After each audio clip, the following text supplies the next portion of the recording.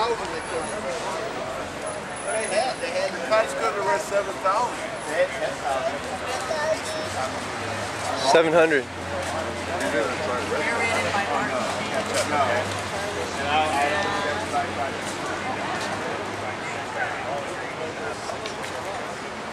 But it is protesting capitalism, or Protesting the status quo. and the killing that the system is doing to people. They keep giving all our resources to the rich, the corporations, and the war. Like, yeah, well, this kind of sucks that we have to remind people, like, hey, humans shouldn't be killing humans. Like, it's kind of, you know, basic instinct. I don't know. I don't feel like killing anybody. Like, we have to remind people, like, hey, we shouldn't be killing people. Right. I mean, we shouldn't be taking food from babies' mouths. It's like that. Yep. You take whatever literature you want. Oh, no, thank you. And John Parker. Yeah, take whatever literature you want as a loaner and bring it back when you're done. Oh yeah, definitely. I'm just kind of scoping out what you got, so that way when I get some time. Oh yeah. I'm busy making a live feed right now. Plenty of time out here now. Bioterrorism. Got a question for you. Are you familiar with?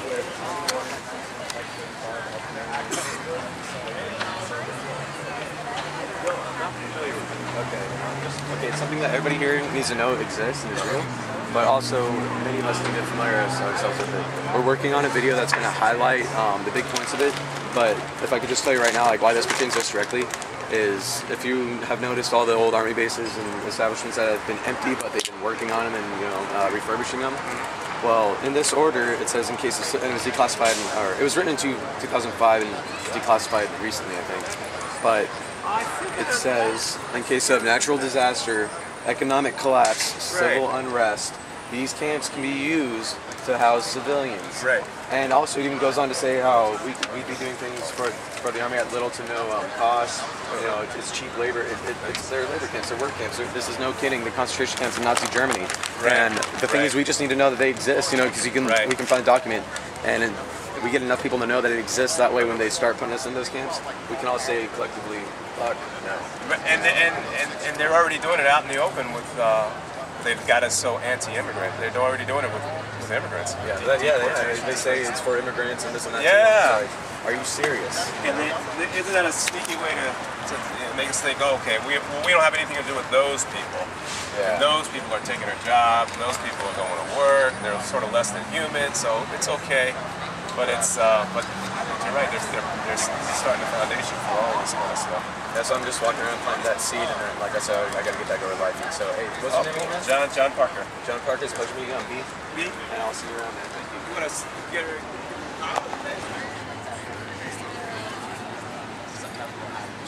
We all just come when we can. You know, that'll be really good if we all do. We were here last night.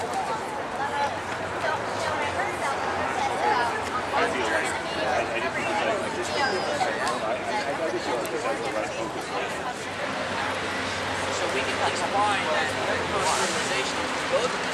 We'll find a commonality. I don't think it gets any cooler than this. Oh shit. No.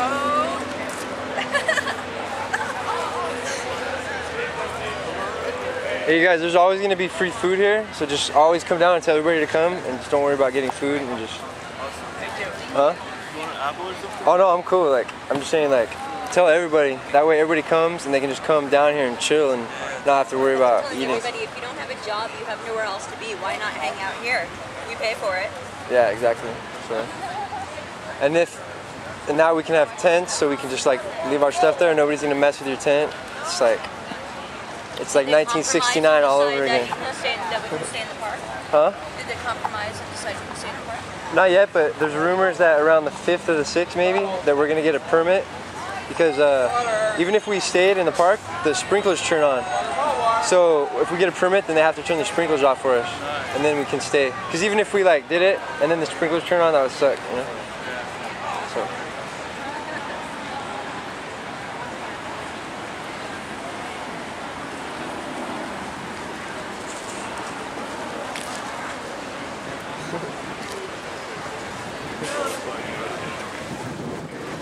I do not.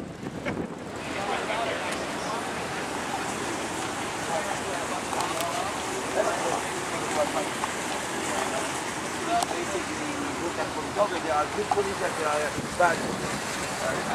I don't know what. Of course. So therefore, what I want to say is, at the same time, you have to be the same.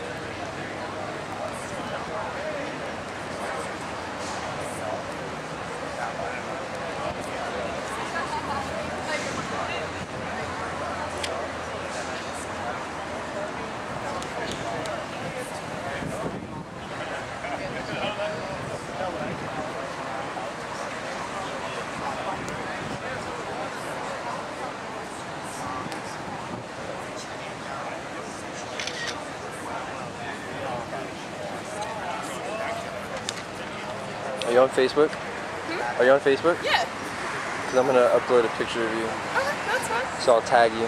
Alright. It's really, if the right revolutionaries are on there, it really works good, you know? I think I have to add you first. Maybe. Because somebody tried to tag me yesterday, and they couldn't, like it didn't find me. I think you're right. Yeah. What's your name on there? It's Amanda. We're going to stand up behind something, they were going to need to know in their hearts what was I standing up for. And so I began to write this, and I modeled it after the Declaration of Independence. While I was hitchhiking and while I was trying to put this together, I wanted to reach out and talk to other Americans to find out what their concerns were, what are their charges against this country. In doing that, the way that Providence just works, I ended up running into somebody in Nebraska who had a constitutional degree, and we wrote this together. His name is Michael Phoenix, and he's still there. He has a family, and he's fighting on levels that I can't even talk about. Wow. What are you gonna do? How are you gonna get the word out about your mission? Well, we have the Declaration of Freedom and Peace. We're going to be printing it up, passing it out. We're also putting together a video, which will be like a video representation of Americans standing behind the Declaration of Freedom and Peace, reading it, signing it, my time, I praise my praise.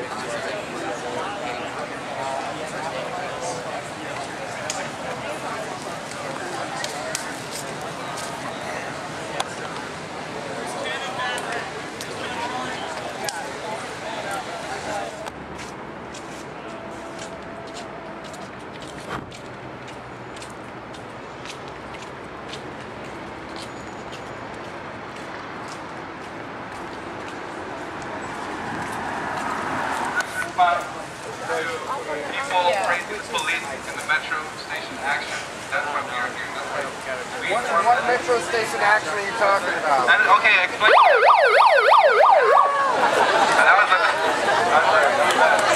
Alright, alright, so going back to the seriousness of what I was talking about, a lot of us went down to the metro station under the impression that we're going to be able to do chants, we're going to be able to speak up. You know, that's why we're out here, to be heard, not to be silenced. And unfortunately, there was leadership that seemed to not agree with us and that saying that we should be silent. They were coordinating with the police. Many of us here believe that members of the security are police. We don't like the police, I'm sorry, but as members of the community, we all believe that we face police oppression every day. And anyways, my point is that when everyone was praising the police and saying everyone, you know, like thank the police, I mean, we're here thinking about the hundreds of protesters that were brutalized and arrested by the police in Wall Street. We're not here to say thank you police, I love you police. We're here to say stop police brutality and police brutality.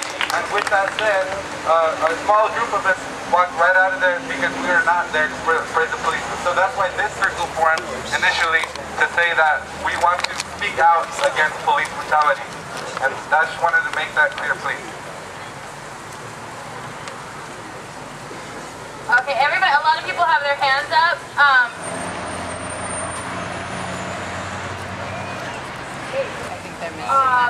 When we went upstairs, what happened was that the police were just standing there, and we, like us, we were there, and we said, no, we have the right, we have a civil right to speak out. So we spoke. We were chanting, we were saying what we thought, and what happened? Did we get arrested? No, we didn't. They were trying to scare us. Don't get scared. That's what they want. Yeah.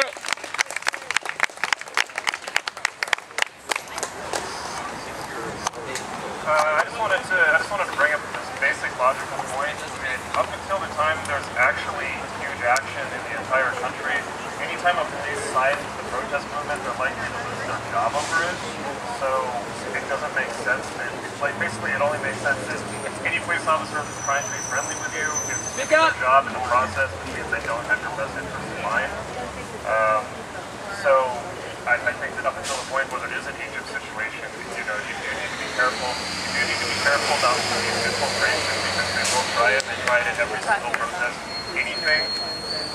So don't let them tell you. So don't let anybody tell you to, regardless of whether they're working with police or not, don't let anyone tell you to shut up or be quiet. Right on.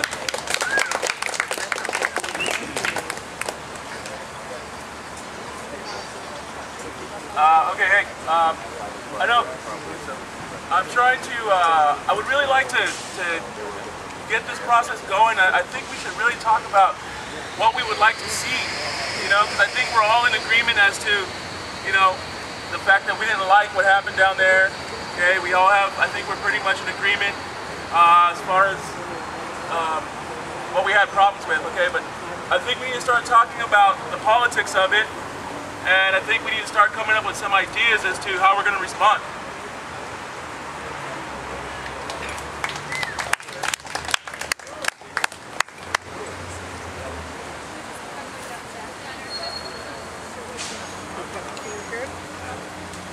Raise your hand if you want to speak, and this young lady right here will get your name and put you on the list.